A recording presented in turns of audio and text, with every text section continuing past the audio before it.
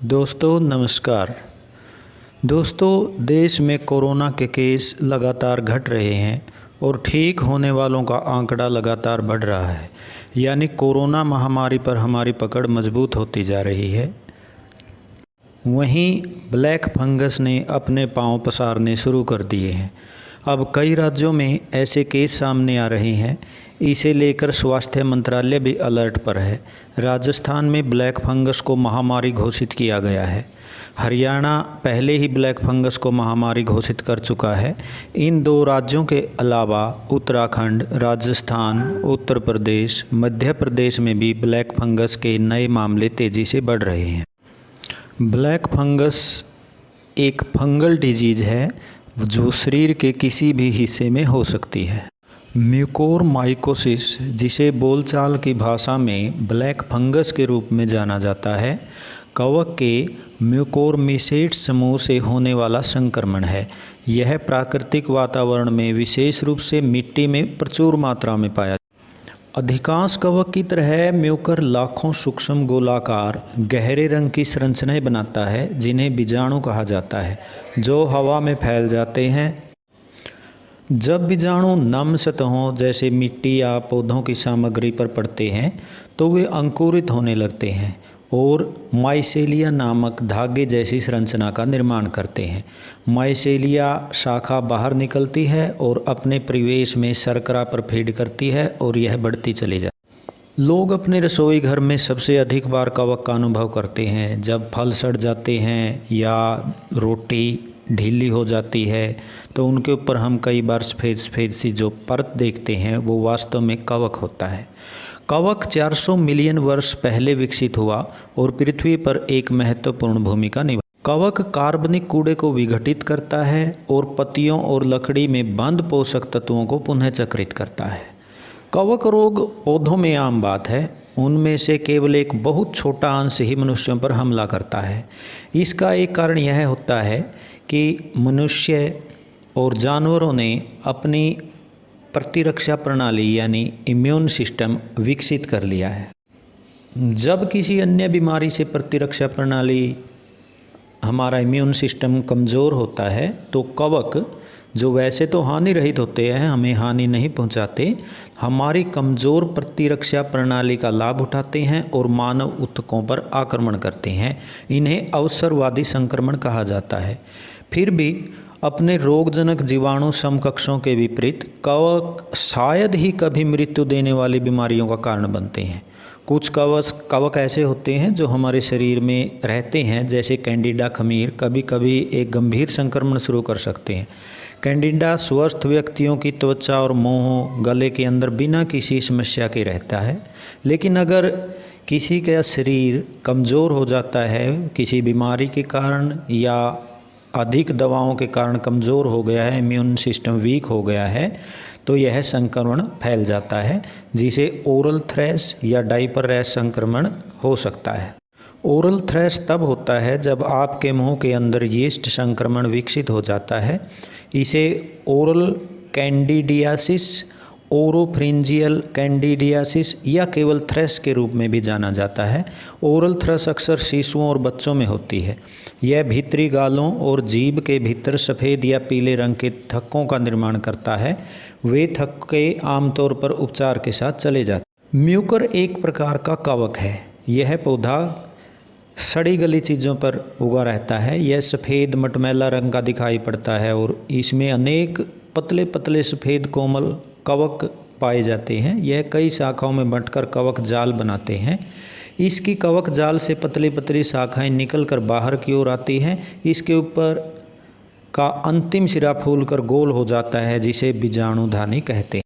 Mucormycosis एक दुर्लभ संक्रमण है। दुर्लभ यानी ये बहुत कम देखने को मिलता है। यह म्यूकर मोल्ड के संपर्क में आने के कारण होता है।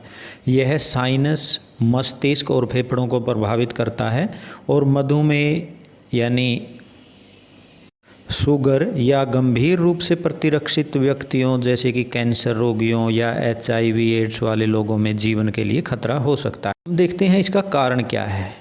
लोग वातावरण में कवक बीजाणुओं के संपर्क में आने से म्यूकोरमिकोसिस पकड़ लेते हैं। जैसे अगर उनको कहीं चोट लगी है शरीर पे, कहीं जलने का घाव है, तो वहाँ पर जब ये कीटाणु बीजाणु संपर्क में आते हैं, ये त्वचा के माध्यम से प्रवेश करने के बाद विकसित हो जाते हैं।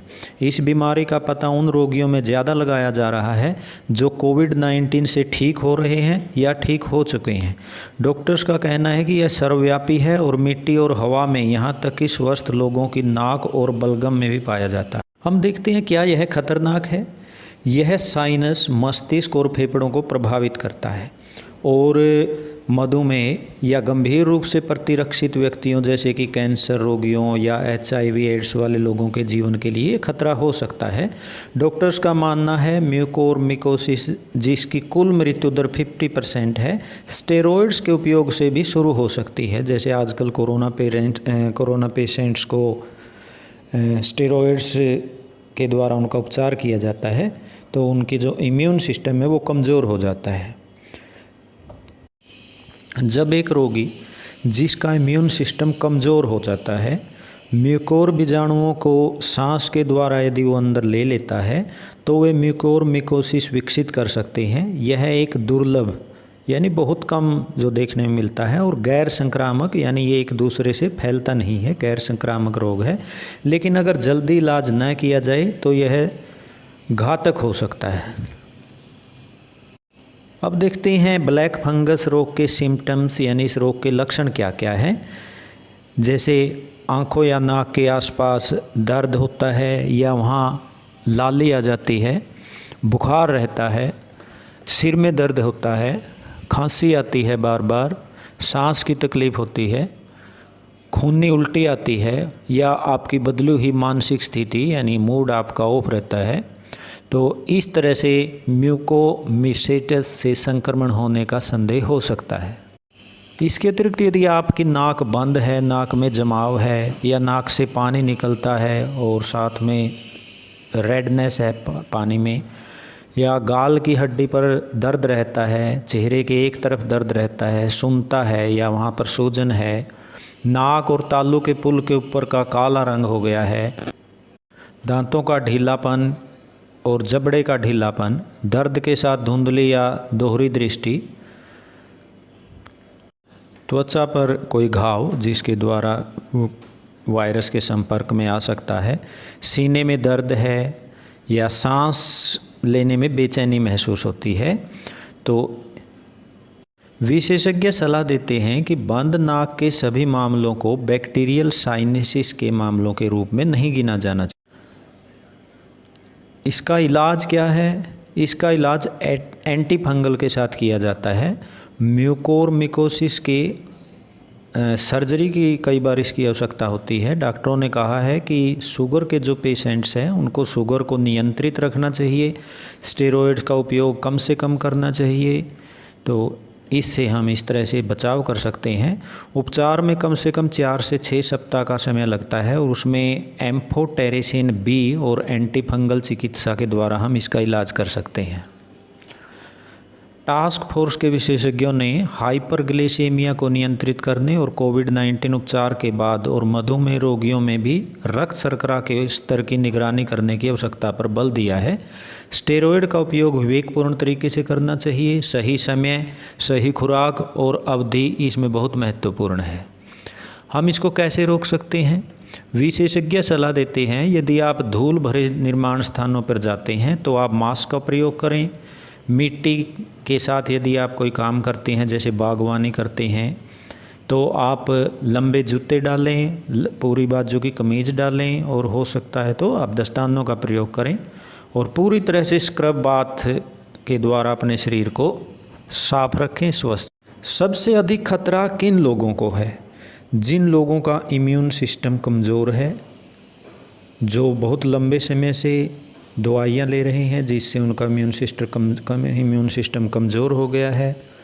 इसमें जैसे शुगर के पेशेंट हैं या कैंसर के, इस तरह के लोग को ज़्यादा इसमें खतरा होता है। चूहों और खरगोशों के साथ कुछ प्रयोग किए गए हैं जिनमें स्वस्थ जानवरों में श्वास लेने वाले बीजाणु श्वेत रक्त कोशिकाओं द्वारा जल्दी मार दिए जाते हैं, लेकिन अगर मेज़बान की प्रतिरक्षा प्रतिक्रिया यानी इम्यून सिस्टम उसका कमज़ोर हो गया है, तो शरीर कम सफ़ेद रक्त कोशिकाओं का उत्पादन कर पाता है। इस स्थिति में बीजाणु अंकुरित होते हैं और पतली तार जैसी नलियों के रूप में तेज़ी से बढ़ते हैं, जो कि शाखा से बाहर निकलते हैं और रक्त वाहिकाओं में प्रवेश करते हैं और उन्हें मार देते हैं। जब म्यूकर साइनस पर हमला करता है तो फेफड़ों, मस्तिष्क और केंद्रीय तंत्रिका तंत्र में फैल जाता है। सबसे बड़ी बात यह है कि आप अपने शरीर को मजबूत बनाइए, सुबह शाम सैर के लिए समय निकालिए, प्राणायाम कीजिए, एक्सरसाइज कीजिए, ताकि आपका शरीर मजबूत हो और वह हर प्रकार की बीमारी से लड़ने में सक्षम हो। धन्यवाद।